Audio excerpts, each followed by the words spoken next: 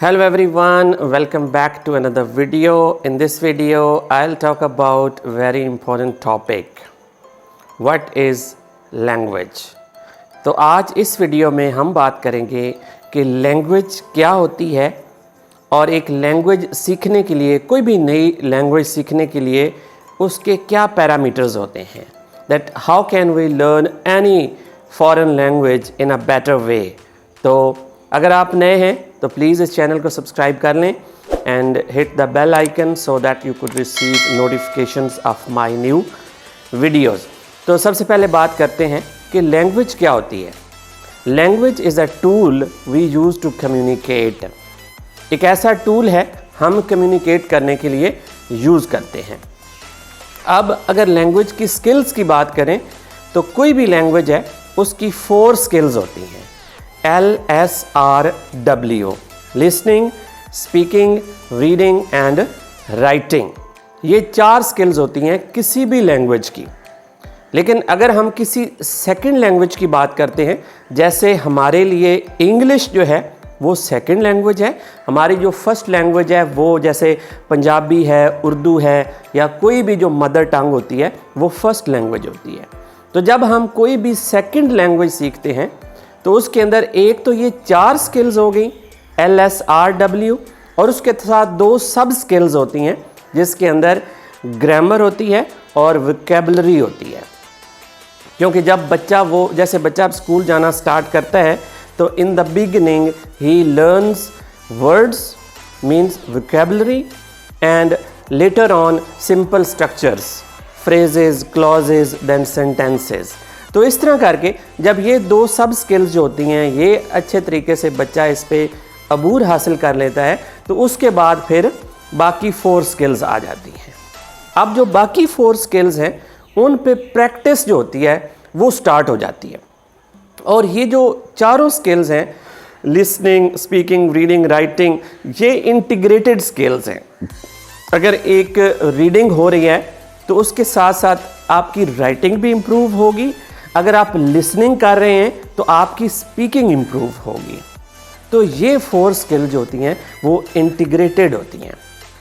So now I will talk about the paradigm of English language. कि जो English language है उसका एक, जैसे आप उर्दू में कहते हैं, एक शजरा नसब. ठीक है कि इंग्लिश लैंग्वेज जो है वो स्टार्ट कहाँ से होती है. तो सबसे पहले जो मिनिमल यूनिट होता है दैट इज़ अल्फ़ाबेट. ये अल्फ़ाबेट, इसको अल्फ़ाबेट्स नहीं कहते, ये सिंगुलर, ये कलेक्टिव नाउन के तौर पर यूज़ होता है. अल्फ़ाबेट ABCDEZ तक ये अल्फ़ाबेट है. ये स्मॉलेस्ट यूनिट है, यहाँ से इंग्लिश लैंग्वेज जो है वो स्टार्ट होती है. देन इसके बाद आते हैं वर्ड्स, जैसे डोर, बॉल, कैट, डॉग, ये सारे वर्ड्स हैं. और वर्ड्स के बाद जो नेक्स्ट यूनिट है दैट इज़ फ्रेज. अब फ्रेज क्या होता है? फ्रेज होता है more than one word having no verb. ये एक से ज़्यादा वर्ड्स होते हैं, जैसे in the sky, on the road, over the bridge, beautiful cat, nice dress. ये फ्रेजेस हैं. इनके अंदर वर्ब नहीं होता और इनका मीनिंग भी क्लियर नहीं होता, क्योंकि जो वर्ब होता है it makes the meaning clear because verb is an action. ठीक है. अच्छा, फ्रेज के बाद जो नेक्स्ट फिर यूनिट आता है वो है क्लॉज. क्लॉज क्या होता है? More than one word but having verb. यानी एक से ज़्यादा अल्फाज होते हैं लेकिन इसके अंदर वर्ब होता है. For example, he goes, we eat, he went. इसमें सब्जेक्ट और वर्ब. सब्जेक्ट क्या होता है? काम करने वाला. और वर्ब क्या होता है? एक्शन होता है. ये क्लॉज है. उसके बाद नेक्स्ट जो यूनिट आता है वो होता है सेंटेंस. यानी alphabet, then word, then phrase, then clause, then sentence. Sentence थोड़ा सा ब्रॉडर यूनिट होता है क्लॉज से. ठीक है. सेंटेंस जो होता है a group of words having a complete sense, a complete meaning, and it contains subject, verb and object. Subject and predicate. Predicate क्या होता है? It contains verb and object. The combination of verb and object is called predicate. Sentence के बाद जो next unit है that is paragraph. अब paragraph की क्या डेफिनेशन होती है? A group of sentences, a group of sentences but it has single thought. यानी एक पैराग्राफ जो होता है उसके अंदर जस्ट एक सिंगल थॉट होगी, कोई आइडिया होगा, उसके अंदर एक ही आइडिया होगा। And it has a topic sentence, यानी जो उसका पहला सेंटेंस होता है उसके अंदर उस पैराग्राफ का टॉपिक मौजूद होता है। नेक्स्ट उसके बाद पैराग्राफ के बाद ऐसे, एन ऐसे। ऐसे क्या होता है? अ ग्रुप ऑफ पैराग्राफ्स, यानी उसके अंदर मुख्तलिफ पैराग्राफ्स होते हैं, स्टार्टिंग होती है, एंडिंग होती है, उसके अंदर प्रोग्रेसिव उसका स्टाइल होता है, जो भी होता है उसके अंदर मुख्तलिफ इंफॉर्मेशन होती हैं। तो ये एक क्या होता है? Collection of paragraphs. तो ऐसे के बाद एक बुक बन जाती है, ठीक है। तो इस तरह जो इंग्लिश है, लैंग्वेज है, वो स्टार्ट होती है अल्फ़ाबेट से और एक बुक बनती है, ठीक हो गया। ये तो इंग्लिश लैंग्वेज का एक आप पैराडाइम कह लें, उसका एक स्ट्रक्चर कह लें, इस तरह। अब इंग्लिश लैंग्वेज की जब बात करते हैं तो उसके अंदर और कौन कौन से फैक्टर्स होते हैं जो इन्वॉल्व होते हैं। तो पहला जो यूनिट अगर हम ग्रामर की बात करें तो उसके अंदर है parts of speech. So parts of speech क्या होते हैं? यानी कोई भी चीज़ है उसके पार्ट्स होते हैं और अकेला उसका कोई वजूद नहीं होता। For example if we talk about a bike, a car, it has different parts. When they get together, they make a whole structure. यानी पार्ट्स ऑफ स्पीच का मतलब है कि ये सारे पार्ट्स मिलकर इंग्लिश लैंग्वेज को बनाते हैं, उसको कंपोज करते हैं।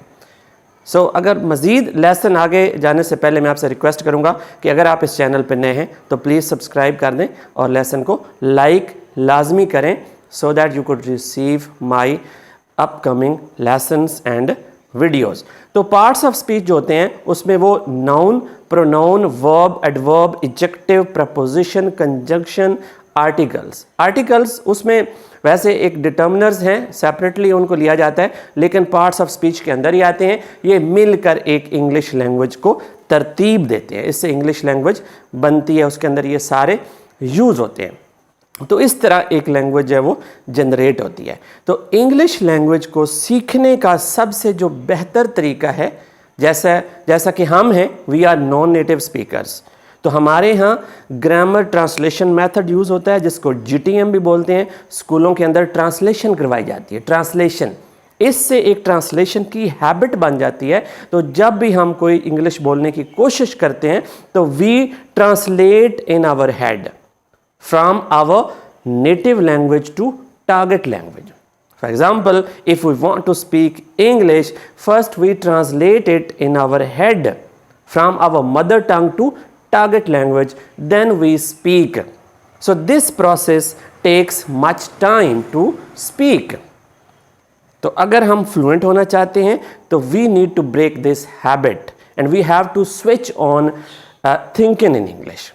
सो इंग्लिश में सोचना स्टार्ट करेंगे तो then definitely we will become fluent in this language. तो नेचुरल वे में इंग्लिश को सीखना ज़्यादा बेहतर है। जैसे एक छोटा बच्चा इंग्लिश सीखना, कोई भी लैंग्वेज सीखना स्टार्ट करता है तो क्या होता है कि वो पहले कोई टेंसेस उसको नहीं सिखाए जाते, ना उसको पार्ट्स ऑफ स्पीच सिखाए जाते हैं, ना ग्रामर सिखाई जाती है, but ultimately he starts speaking.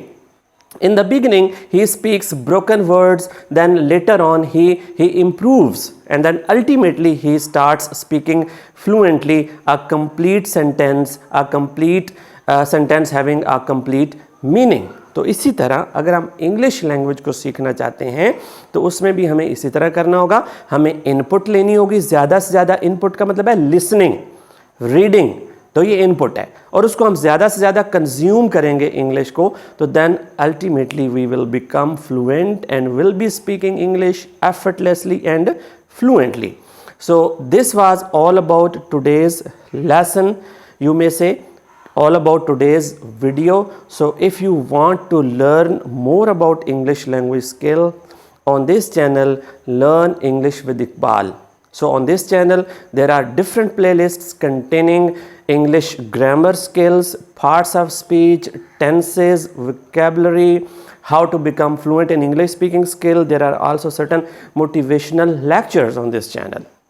So please subscribe to it and hit the bell icon so that you could receive new videos, new lessons. So I'm looking forward to see you very soon in the next video. Till that, Allah Hafiz.